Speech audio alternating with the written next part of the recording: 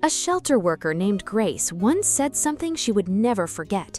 In 11 years, I have never seen two cats refuse to be apart. Not like this, not ever. She was talking about a brother and sister, two gray tabbies with white paws, found shivering together behind a grocery store at 11:43 p.m. on a freezing October night. They were pressed so tightly against each other that at first, the worker who found them thought it was one cat, not two.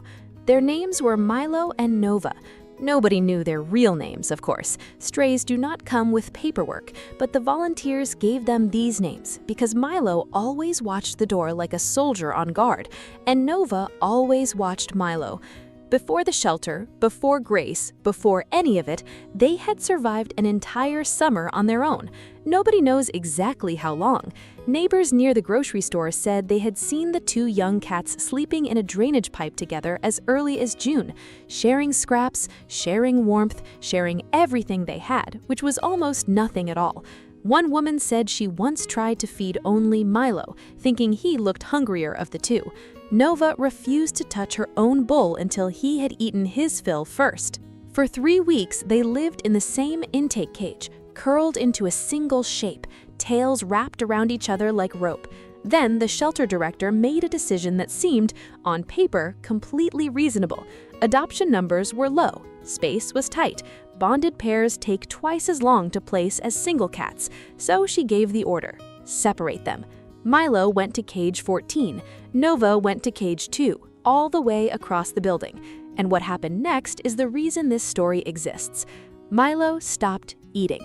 He pressed his body against the bars of his cage for 6 straight hours, crying, a sound the staff described as almost human, almost like a name being called over and over into an empty room. Nova, meanwhile, refused every bowl of food placed in front of her. She stood at the front of her cage, ears flat, eyes locked on the hallway, as if she were counting the seconds until someone brought him back. By the second night, both cats had lost noticeable weight. The night shift volunteer, a college student named Priya, walked past cage 14 around 2:15 a.m. and found Milo clawing weakly at the door latch, not in panic, in desperation. She called the director at home. "I don't think this is behavioral. I think something is actually breaking." The next morning, against shelter protocol, they moved Milo and Nova back into the same cage. Within minutes, Milo pressed his forehead against Nova's, and Nova began to groom him, slow and steady, the way a mother calms a frightened child. Both cats ate that same hour for the first time in 2 days. The staff wrote a single line on their shared file: "Do not separate. Ever." If a story like this is reminding you why bonded animals deserve to stay together, stay with us, because what happened next is the part that changed everything. Hit that subscribe button now, because stories like Milo and Nova's deserve to be seen, not forgotten in a back hallway. Word spread slowly through the rescue community. A woman named Claire, who had lost her own cat 6 months earlier, saw a single photo online. It was Milo and Nova, sleeping nose to nose, one paw draped over the other's shoulder. She read the caption twice before she understood. These two are a package deal. They come together or they don't come at all. Claire had only planned to adopt one cat. She drove 2 hours anyway. When she arrived, the shelter director repeated the same warning she had given everyone else. They're a package. Double the food, double the vet bills, double everything. Most people walk away when they hear that. Claire looked through the glass at cage 14. Milo was sitting perfectly still, watching her, the way he watched every stranger who walked past.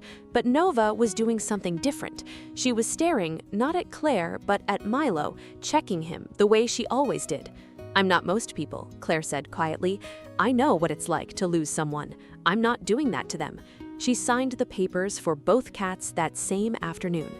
The first night home, Milo and Nova explored the apartment together, room by room, never more than a few feet apart. When Claire sat down on the couch, Nova jumped up first, then turned and chirped, a short, sharp sound, until Milo followed and settled beside her. Weeks passed. Claire noticed small things. Nova always ate first, waiting until Milo settled beside the bowl before she would eat her share. Milo always slept closest to the door, as if some old instinct told him to stand watch. When a thunderstorm rattled the windows one night in November, Nova pressed her whole body against Milo's side until the sound stopped, and he did not move an inch, not once, until she calmed. Then came the night that made Claire understand exactly what the shelter staff had seen. She woke up just after 3 a.m. to the sound of frantic meowing, sharp and continuous, coming from the kitchen. She found Nova alone, pacing near the hallway, refusing to stop crying. Milo was nowhere to be seen. Claire followed the sound of scratching to the hall closet, where Milo had somehow gotten trapped after the door swung shut behind him. He had been stuck for who knows how long, and it was Nova, not Claire, who had noticed first, who had refused to stay silent until someone came. Claire would later realize that Nova must have woken from a dead sleep the moment Milo went missing, as if some invisible thread between them had suddenly gone quiet, and she could not rest until it was pulled tight again. When Claire opened the door, Milo did not run to her. He ran straight to Nova, and the two cats stood there, foreheads pressed together, for almost a full minute, as though checking that the other was really truly still there. Claire sat down on the kitchen floor and cried, right there at 3 in the morning, because she finally understood what the shelter had tried to explain. This was never about convenience or cost.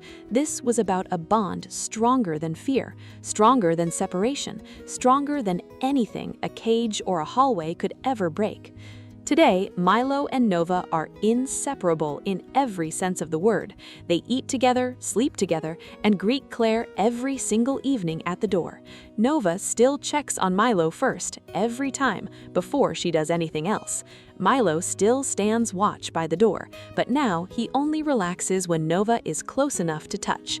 Some people believe animals cannot truly love one another the way humans do. Milo and Nova would disagree, if only they could speak, because love, real love, does not need words. Sometimes it looks like two tabby cats refusing to eat until they are together again. Sometimes it looks like a cry in the middle of the night that will not stop until help arrives. Sometimes it is simply one small body pressed against another, saying without a single sound, "I am not leaving you, not now, not ever." If you are ever standing in front of a shelter cage and someone tells you that a bonded pair is too much trouble, too much cost, too much responsibility, remember Milo and Nova. Remember the cry that would not stop, the bowl that stayed untouched, the two small bodies that refused, again and again, to accept a life apart.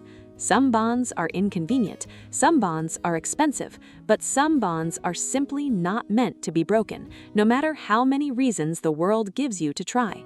If you were the one making the decision, would you have kept Milo and Nova together no matter the cost? Or would you have believed the shelter and separated them anyway? Tell me honestly in the comments below.